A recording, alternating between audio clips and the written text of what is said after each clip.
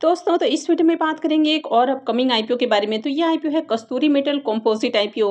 अब ये जो आईपीओ है ये हेम सिक्योरिटी लेकर आ रहा है। तो चलिए जानते हैं कि कंपनी का बिजनेस कैसा है, इसके फाइनेंशियल कैसे हैं, ग्रे मार्केट में इसकी डिमांड कैसी है। तो इससे पहले कि मैं वीडियो को शुरू करूं, अगर आप इस चैनल पर पहली बार विजिट कर रहे हैं या फिर आपने चैनल अब तक सब्सक्राइब नहीं किया है तो चैनल को सब्सक्राइब कर लें और वीडियो को भी लाइक कर दें। तो सबसे पहले शुरुआत कर लेते हैं कंपनी के बिजनेस से। तो ये जो कंपनी है 2005 में इनकॉर्पोरेट हुई है। ये एक इंडियन कंपनी है जो कि स्टील फाइबर प्रोडक्ट की मैन्युफैक्चरिंग, सप्लाई और साथ में इनका एक्सपोर्ट भी करती है। ये कंपनी स्टील फाइबर और स्टील वूल फाइबर बनाती है। इसका यूज ब्रेक पैड्स और क्लच में किया जाता है। तो इसका यूज ऑटोमोटिव इंडस्ट्रीज में किया जाता है, यानी कि वहां पर जो ब्रेक पैड्स बनाया जाता है, क्लच बनाया जाता है, तो उनमें इनका यूज किया जाता है। ये company Dura Flex, Dura Bond और इसके अलावा ड्यूरा क्रेट, तो इन ब्रांड्स के नाम से अपने प्रोडक्ट सेल करती है। और इनके जो प्रोडक्ट हैं वो कंस्ट्रक्शन, माइनिंग, ऑटोमोटिव और भी कई सारे जो इंडस्ट्रीज हैं वहां पर किया जाता है। ड्यूरा फ्लोर कंक्रीट सॉल्यूशंस के नाम से इसकी एक सब्सिडरी कंपनी भी देखने को मिल जाती है, जो कि कंक्रीट फ्लोरिंग सॉल्यूशंस ऑफर करती है। तो इनका यूज रोड, ब्रिजेस, टनल और भी जो दूसरे स्ट्रक्चर्स है वहाँ पर यूज किया जाता है। तो ये कंस्ट्रक्शन, माइनिंग और ऑटोमोटिव जैसी इंडस्ट्रीज को सर्व करती है। फिलहाल इस कंपनी की 3 मैन्युफैक्चरिंग यूनिट है जो कि एमआईडीसी अमरावती में है।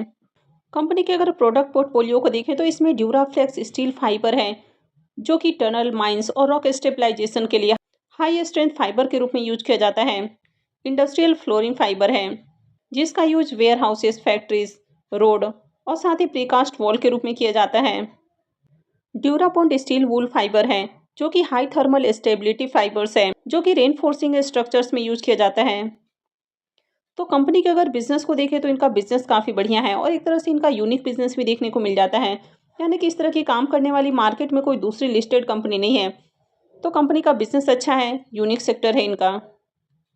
अब इसके फाइनेंशियल को भी देखें तो यहाँ पर फाइनेंशियल 23, 24 और 25 3 सालों का कंप्लीट फाइनेंशियल है और 26 के 2 क्वार्टर यानी कि 6 मंथ का फाइनेंशियल है। एसेट को देखें तो फाइनेंशियल 23 में एसेट इसका 21 करोड़ का है, जो कि अभी 44 करोड़ का हो चुका है, यानी कि एसेट के अंदर ग्रोथ है।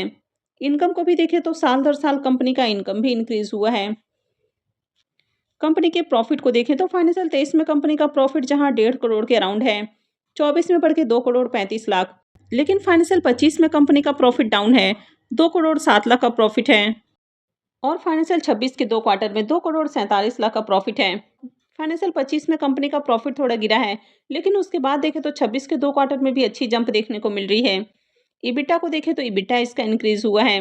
नेटवर्थ को भी देखें तो साल दर साल इसका नेटवर्थ भी बढ़ती हुई देखने को मिला है। कंपनी के अगर रिजर्व को देखें तो इसका रिजर्व भी इंक्रीज हुआ है। फाइनेंशियल 23 से लेकर अब तक देखें तो इसका रिजर्व भी डबल हो चुका है। वैसे कंपनी के कर्ज को देखें तो कंपनी के ऊपर कर्ज भी लगातार बढ़ा है और अभी कंपनी के ऊपर 14 करोड़ 28 लाख का कर्ज है। तो कंपनी के ऊपर कर्ज थोड़ा ज़्यादा है, क्योंकि अगर रिजर्व को देखें तो 12.5 करोड़ का रिजर्व है, जबकि 14 करोड़ से ज़्यादा का कर्ज है। और कंपनी आईपीओ से जो फंड रेज करने वाली है, कोई भी पैसा कर्ज के भुगतान के ऊपर खर्च नहीं करेगी। तो ये जो डेट है आगे भी कंटिन्यू रहेगा। इसका जो डेट टू इक्विटी रेशियो है वो 0.71 का है, तो कंपनी के ऊपर डेट भी थोड़ा ज़्यादा है। तो कंपनी के अगर फाइनेंशियल को देखें तो ओके ओके फाइनेंशियल है, बहुत अट्रैक्टिव फाइनेंशियल नहीं है। आईपीओ के डिटेल्स को देखें तो आईपीओ 27 जनवरी से, यानी कि मंगलवार से ओपन हो रहा है और ये 29 जनवरी को क्लोज होगा। लिस्टिंग डेट इसकी 3 फरवरी है। फेस वैल्यू 10 रुपये पर शेयर है। बुकिंग प्राइस 64 है और आईपीओ में 2000 शेयर्स का लॉट रखा गया है। आईपीओ 18 करोड़ का है, जिसमें 0.88 करोड़ का पोर्शन मार्केट मेकर के लिए है और 17 करोड़ का पोर्शन पब्लिक के लिए रखा गया है। पूरा का पूरा आईपीओ फ्रेश इशू का आईपीओ है। ये एसएमई आईपीओ है, कंपनी बीएसई एसएमई के ऊपर लिस्ट होने वाली है।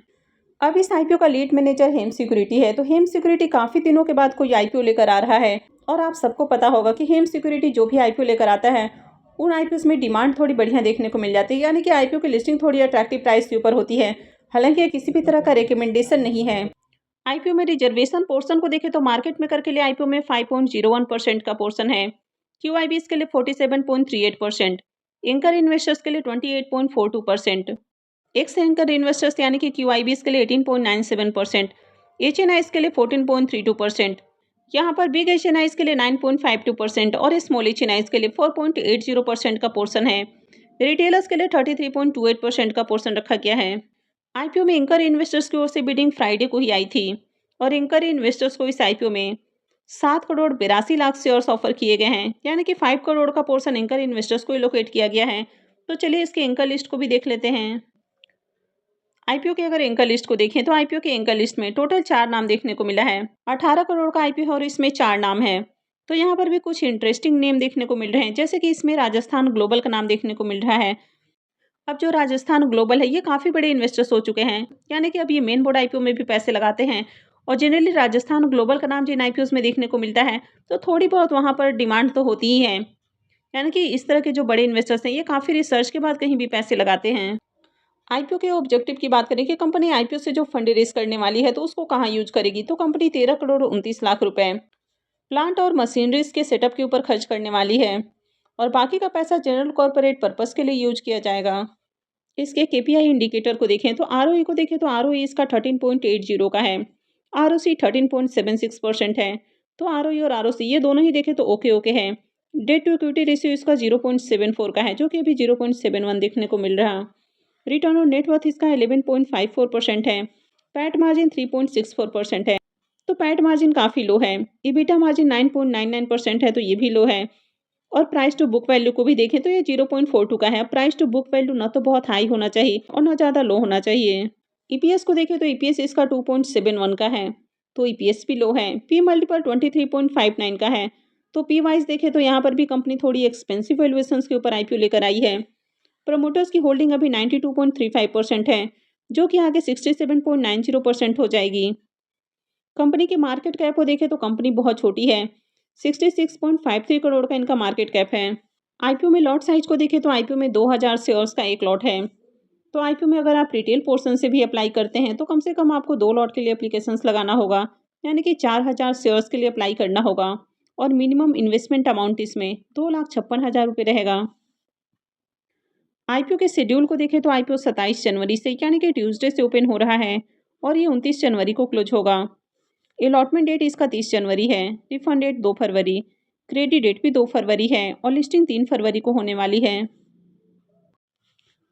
अब इसके प्रीमियम को देखें तो इसका अभी ग्रे मार्केट में प्रीमियम देखने को नहीं मिल रहा है।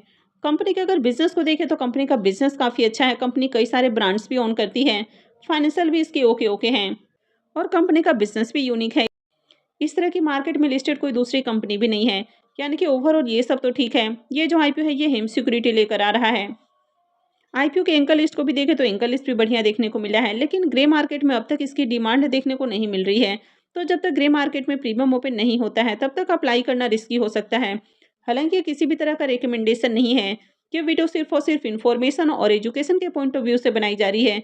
तो कहीं भी अप्लाई करना है नहीं करना है ये आपका अपना डिसीजन होना चाहिए और कहीं भी इन्वेस्टमेंट से पहले अपने फाइनेंशियल एडवाइजर से भी जरूर कंसल्ट कर लें। आई होप आपको वीडियो अच्छी लगी होगी। तो अगर आपने वीडियो को लाइक नहीं किया है तो वीडियो को लाइक कर दें, चैनल को भी सब्सक्राइब करके रखें और वीडियो को अंत तक देखने के लिए आप सबका बहुत बहुत धन्यवाद।